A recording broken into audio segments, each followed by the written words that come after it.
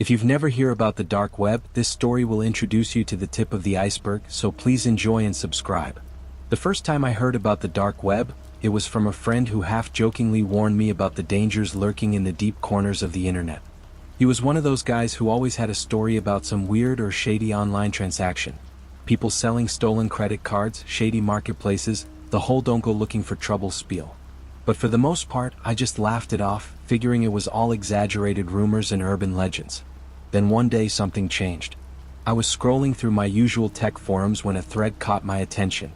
It was a simple link with no explanation, no context, just a cryptic message that said, "If you think you've seen the worst of the web, you haven't seen anything yet." I was curious, maybe a little reckless. After all, I had a knack for finding things others couldn't, and this felt like a new kind of challenge. I didn't know what to expect, but I found myself downloading Tor and entering that otherworldly place.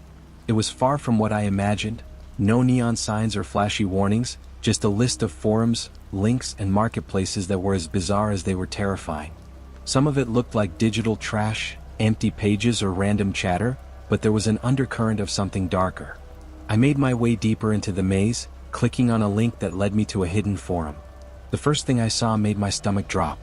A message board with threads discussing topics that seemed wrong, disturbing, trading information, collecting profiles, pushing boundaries in ways I couldn't have even imagined. The posts were short, coded, and made my skin crawl. People weren't just looking for stolen data or illegal services. They were discussing their obsessions, dark, twisted predilections, and worse. One thread caught my eye. The title was short and vague: exclusive access, for members only. My instinct told me to turn away, to leave the page, but the lure of the unknown, the idea that I was in a place most people would never dare to venture, pulled me in. As I scrolled through the thread, my breath caught. It wasn't just a forum, it was a network, a sickening one.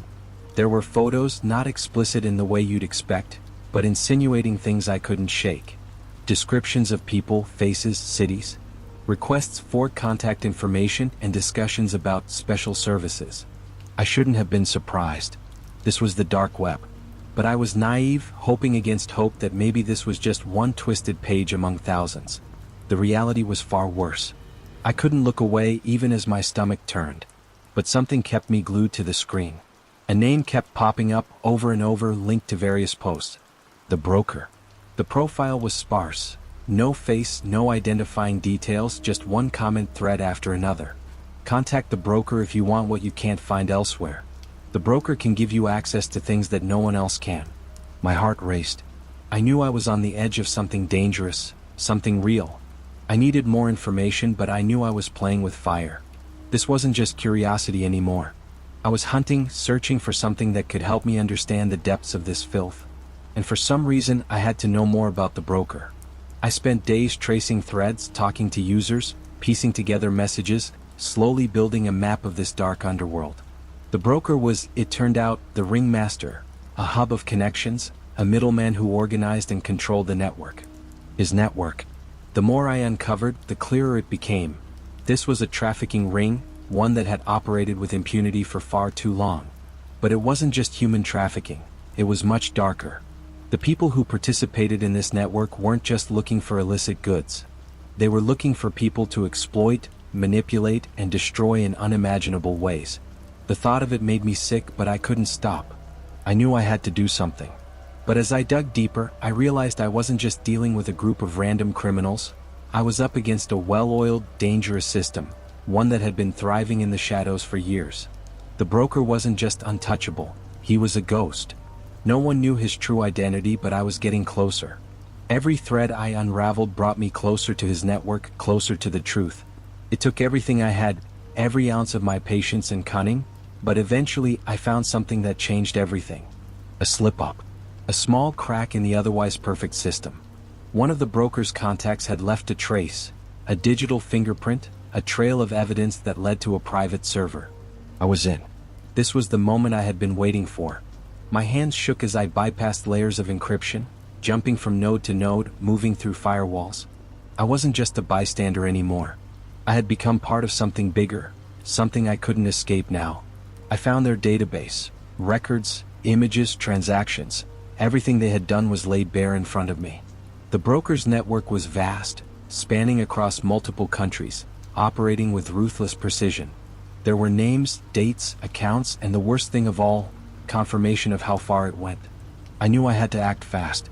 I gathered everything, every file, every piece of evidence, and made copies. But it wasn't enough. I couldn't just expose them to the authorities. This wasn't a simple crime syndicate. The broker had people everywhere, inside law enforcement, inside governments. If I didn't get out now, if I didn't erase every trace of my presence, I'd be next. I went to the police, of course. But even I knew the risks. A part of me had always expected this to end in a way that wasn't clean, wasn't safe. The broker wasn't just a man, he was a system, a web of people who wouldn't hesitate to silence anyone who got too close.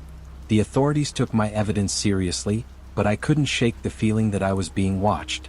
There were moments when I would hear footsteps outside my door or see shadows in the corner of my eye. It never stopped, not until the day I realized they were coming for me. One night I received a message. No words, just an image, the broker's symbol. The message was clear. I had exposed too much. The game was over for me. Before I could react, I received another message, a countdown, and then my phone rang. It was a voice I didn't recognize, but I knew who it was. The broker. "You were too close," he said. "And now you'll see how much you've cost us." The line went dead. I didn't make it out. The truth is, you can only uncover so much before you become part of the story. The broker wasn't just untouchable, he was everywhere. And no one was safe. For a moment I just stood there staring at my phone, heart pounding in my chest. The silence was suffocating, a heavy weight pressing down on me. I'd always thought of myself as someone who could think on their feet, but now, every part of me was frozen in place. The only thing I could hear was the faint hum of the fridge in the kitchen and my own uneven breathing. I needed to move. I needed to act. My first instinct was to run. I grabbed my laptop, the external hard drives with the evidence I had copied, and a backpack with essentials I had stashed just in case. Paranoia had made me plan ahead, though I had hoped I'd never need to use it. Passport, cash, burner phone, it was all there. I stuffed the bag with trembling hands and glanced out the window. The street looked quiet, but it felt too quiet, like the world was holding its breath. I double-checked the locks on the doors, even though I knew they wouldn't stop anyone truly determined. I couldn't stay here. They had found me, whether through my digital footprints, my real-world actions, or someone I'd trusted. It didn't matter how. The broker's reach was long, and I was just another loose end. As I stepped out into the night, the air felt charged, electric. Every shadow seemed to stretch farther than it should, every parked car a potential hiding spot for someone waiting to make their move. I kept my head down and walked quickly, blending into the darkness. I didn't know where I was going, but I knew I had to keep moving. If I stopped, if I hesitated for even a second, I wouldn't make it. A block away, my phone buzzed. It was the burner, the one I hadn't used yet. My stomach dropped. I pulled it out, half expecting another message from the broker. Instead, it was a live feed. My apartment. A shaky, grainy video from the street outside. Someone was filming the front door. The timestamp showed it was live, happening right now. I froze. The camera panned slowly, focusing on the window of my bedroom, then back to the door. I couldn't see the person holding it, but they were there, close. Too close. Then the text appeared, overlaid on the screen. "You can't hide." I turned off the phone and shoved it into my pocket, adrenaline flooding my veins. This wasn't just a warning anymore. It was a hunt, and I was the prey. I didn't stop moving until I was miles away in a cheap motel on the outskirts of town. The room smelled like mildew and regret, but it was anonymous, and that was all I cared about. I locked the door and shoved a chair under the handle, then sat on the bed trying to steady my breathing. I opened my laptop, using a secured connection to reach out to the contacts I had left. Activists, journalists, anyone who might take the evidence and run with it. Someone had to know what I'd found, even if I didn't survive to see it brought to light. But as I typed out the emails, something nagged at the back of my mind. Why hadn't they killed me yet? They had the resources, the reach. They could have taken me out the moment I found the database. Why the games? Why the threats? Unless they wanted something. My thoughts were interrupted by a knock on the door. It was faint, almost polite, but it sent a jolt through me. I stayed frozen, heart pounding in my ears. No one knew I was here. No one. The knock came again, harder this time. "Open up," a voice called from the other side. "We just want to talk." I didn't recognize the voice, but the tone was calm, almost casual. Too calm. Whoever they were, they weren't here to negotiate. I backed away from the door, my mind racing. I had no weapon, no plan, no way out. My laptop was still open on the bed, the emails unsent. The knock turned into pounding, and then I heard the unmistakable sound of a lockpick scraping against the door. They were coming in. I grabbed the laptop and the hard drives, shoving them into my bag. My eyes darted to the window, a narrow, grimy pane that barely looked big enough to fit through. But it was my only option. I threw it open and climbed out just as the door burst inward. The night swallowed me whole as I ran, ducking into alleys and side streets, my breath coming in ragged gasps. I didn't look back. I couldn't. By dawn, I was in another city, another cheap motel. My body was exhausted, but my mind wouldn't stop racing. I knew I couldn't run forever. They were relentless, and sooner or later they'd catch up. But I wasn't done yet. I spent the next 48 hours uploading the evidence to every whistleblower site, every encrypted platform I could find. I contacted journalists anonymously, sending them pieces of the puzzle, enough to keep the pressure on. The brokers' network wouldn't survive this. The backlash came fast and furious. News outlets picked up the story, governments were implicated, and arrests were made. The brokers' network unraveled piece by piece, the cracks spreading faster than anyone could contain.